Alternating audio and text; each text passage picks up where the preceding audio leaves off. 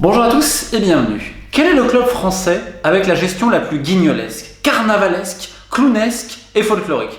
Alors instinctivement, Nancy, Dunkerque, Valenciennes arrivent tout de suite. Bordeaux, Saint-Étienne, le Kita Circus à Nantes.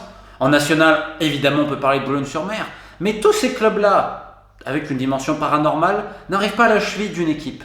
Le FC7. Et oui, le FC7, un des plus petits budgets national qui s'est valeureusement maintenu, est victime d'une crise interne sans précédent qui mêle des politiciens, des anciens repris de justice, des menaces avec du calibre et du n'importe quoi avec des gens qui n'ont pas la moindre idée de ce qu'est le milieu du football. Bienvenue en héros, bienvenue dans le deuxième club après Montpellier du département. On se rappelle du FC7 qui est quand même un club historique de la région, qui a formé beaucoup de très bons joueurs, qui malheureusement il y a un peu plus de 10 ans avait connu les affres d'une faillite déjà avec je crois une dette à peu près de 800 000 euros. On était retourné au niveau amateur et puis petit à petit le club était remonté avec un projet local et tout ça jusqu'à cette montée en national. On rappelle la saison avait été arrêtée, le FC7 était premier de N2, donc ils ont été promus en national. Ensuite il y a eu le maintien, petit budget dans un club qui est détenu encore par la municipalité, c'est un peu le football de papa, parce qu'aujourd'hui en national tu as des bulldozers, on avait Laval là, qui est enfin monté, on avait des clubs comme Annecy qui avait un énorme budget, Châteauroux qui vient du milieu professionnel,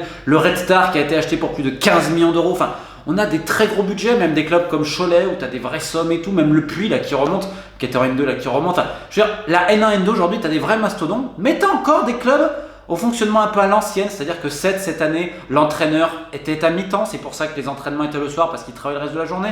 Tu avais des joueurs encore qui travaillaient un petit peu, tu avais un président bénévole, bref, club qui appartient à la municipalité. On peut rapprocher ça d'un Bastia-Borgo qui n'avait pas beaucoup de moyens, d'un Saint-Brieuc également qui n'avait pas beaucoup de moyens, qui a fait une super saison d'ailleurs en national. Donc, sur le papier comme ça, tu te dis ok, club familial et tout. Mais non, tu es au FC7. Attention, et depuis l'an passé, il y a une crise incroyable entre la mairie, l'agglomération et le président du club, M. Jean-François Gambetti. C'est-à-dire que l'an passé, il y a un projet de reprise qui est amené notamment par M. Ludovic Liron, qui est un ancien joueur, qui est aujourd'hui promoteur immobilier, et qui arrive avec l'ancien sélectionneur d'Haïti, Marc Collard, un gentleman pour le coup. Donc ça contacte un peu les éducateurs, ça explique un peu le projet, tout ça, il y a des rendez-vous. Et puis finalement ça ne va pas se faire. Il y a eu des menaces d'ailleurs à ce propos-là. La mairie au début le voyait d'un bon oeil, ensuite bon. Et là rapidement, parce que je vais passer sur cet épisode, on pourrait y revenir très très longtemps. Il y avait quand même de bonnes idées, mais finalement ça ne va pas se faire.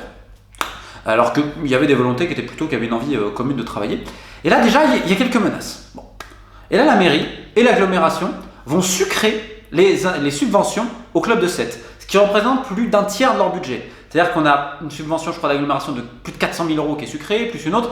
On arrive à peu près à 600 000 euros, ce qui fait que le budget qui était prévu d'à peu près 1,8 million doit fondre à 1,2 million. Donc là, on est vraiment sur des petits budgets. Okay.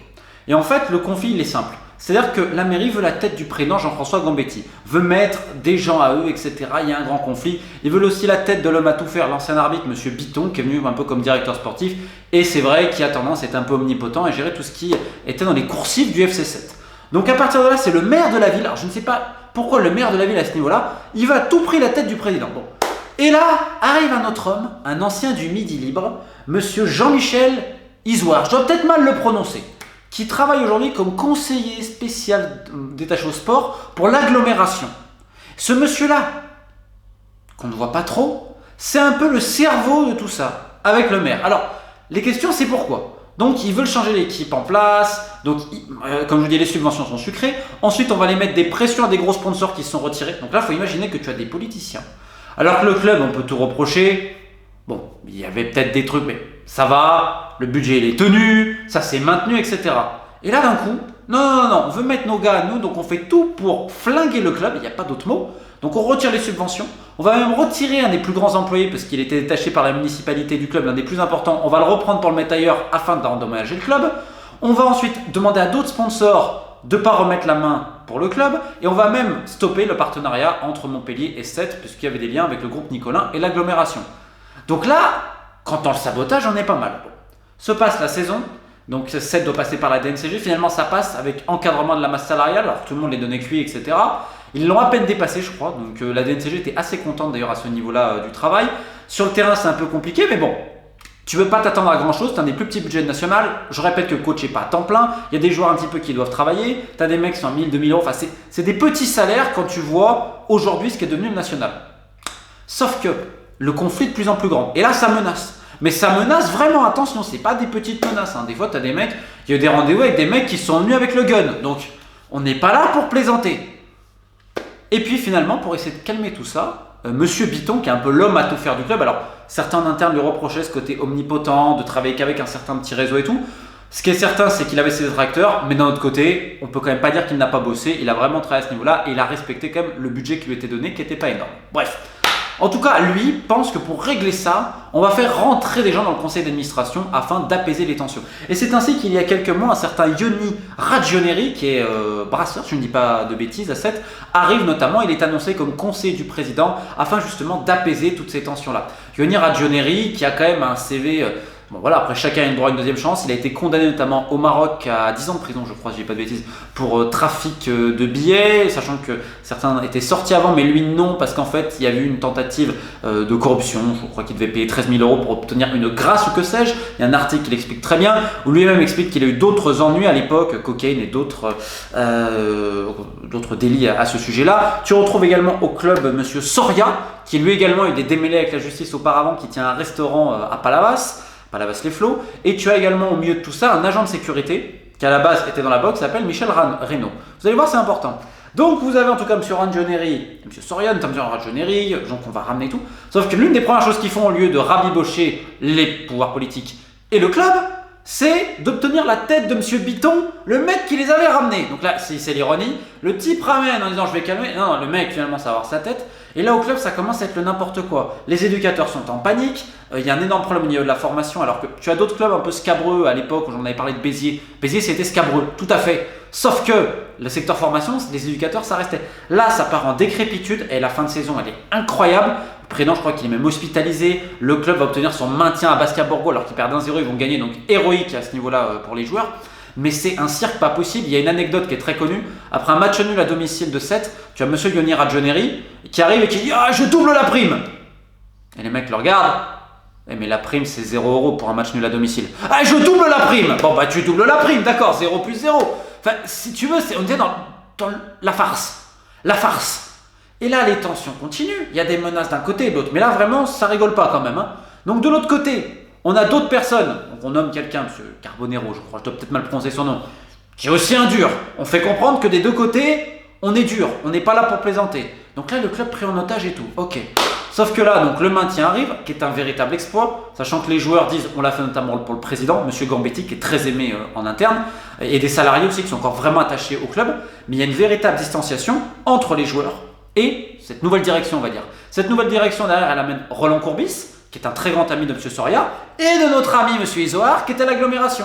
Donc Roland Courbis qui va faire, je crois, 2 causeries notamment contre le Red Star et un autre match en fin de saison, mais il vit pas à 7, il arrive un peu, il vient soi-disant pour aider le coach et tout. Bon, il arrive, on le met un peu pompier de service, ok. Donc tu comprends pas trop l'alliage parce que Roland Courbis n'a jamais été dans le national et tout. Et là, donc fin de saison, et là c'est reparti pour un tour. Et les menaces, et ci, et là, et un putsch. Tant et si bien que le président Jean-François Gambetti démissionne ces derniers jours. Donc là, c'est le flou artistique. Parce que pour la nouvelle saison, tous les joueurs veulent se barrer, ne veulent pas avec cette direction qui ne connaît rien. Tu leur demandes un contrat fédéral, ils ne comprennent pas. Monsieur Ragioneri, Monsieur Soria et Monsieur Reynaud qui ne lui connaît rien au foot, qui est un agent de sécurité, il est devenu conseiller du président, conseiller sportif. Le mec connaît rien au foot. Là, tu te dis, c'est quoi l'intérêt du maire et de l'agglomération qui bizarrement là maintenant veulent financer, de mettre ces gens? C'est la question que tout le monde se pose. C'est quoi l'intérêt de prendre ces gens-là? Et on va dire, allez, pourquoi pas une deuxième chance, etc. Qu'importe les casiers judiciaires et tout, allez, pourquoi pas. Même s'il y a des trucs, notamment sur les tickets de loto, comprennent qu'il pourra dans la région de 7, il y aura beaucoup à dire.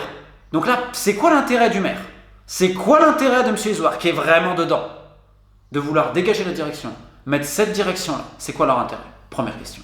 Deuxième point, qu'est-ce qui va arriver l'an passé? Là, il y a un passage à la DNCG cette semaine. Au niveau de la Ligue, ils disent qui va gérer? Ils ne comprennent rien vis-à-vis des contrats, vis-à-vis des trucs administratifs et tout. Et là, ils se reposent tout sur Roland Courbis, qui ne vit pas à 7, qui ne connaît pas le national. Alors, de bonne volonté sur ça, mais qui n'a jamais travaillé dans l'administratif non plus. Donc, là, tes joueurs, ils se barrent, ils n'en peuvent plus. Et on a une direction, eux, ils ont un nouveau mode de direction. Ils font des photos. C'est mi-repris de justice, mi-influenceur Instagram. C'est-à-dire, regarde la communication, grâce à M. Reynaud, grâce à M. Soria, etc. Et ils vont se mettre en avant, vont faire des photos avec tout le monde, etc. J'ai l'impression d'avoir des influenceuses Instagram pour gérer un club de national.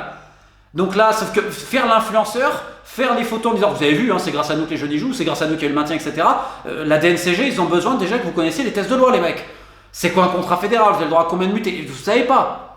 Donc là, on a donné le club, littéralement, à des gens qui ont aucune idée de ce qu'ils font. Les joueurs sont tous en train de se barrer, les éducateurs sont en train de péter un plomb, les salariés aussi. Est un club qui est potentiellement en train de mourir. Sauf que là, on pourrait montrer ces gens-là du doigt, Yoni Radjoneri et tous les autres. Mais je pense qu'on devrait prendre un peu de hauteur et se poser la question.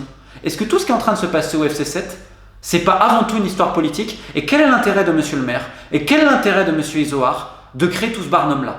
Là maintenant, comme je vous dis, passage à la DNCG, quid? Est-ce qu'il va y avoir de nouveau l'accès vis-à-vis des finances, de l'agglomération et tout ça? Visiblement, oui, c'est ce qu'on a dit, vu que monsieur Gambettier est parti, etc. Ok.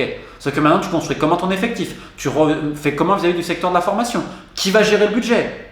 En fait, il y a plein de questions. C'est le grand flou, le grand point d'interrogation. Il y a plein de gens qui disent attends, qu'est-ce qui va se passer? Le coach qu'ils ont nommé, évidemment, ils étaient en discussion depuis des mois avec lui. Donc c'est un coup qui est préparé. Politique, affairiste. Des gens qui pensent qu'ils vont faire fortune parce qu'ils disent il y a la L3 bientôt, etc. Ce projet de L3. Bah, je dirais une chose, monsieur le maire et tous les autres, faites attention surtout que le FC 7 ne connaisse pas ce qu'ils ont connu il y a un peu plus de 10 ans, c'est-à-dire une faillite ou un minimum des rétrogradations administratives pour un manque de gestion. En tout cas, bonne chance sur ces toits, aux vrais, aux passionnés, en espérant le meilleur pour ce club qui mérite bien mieux. Keep the faith.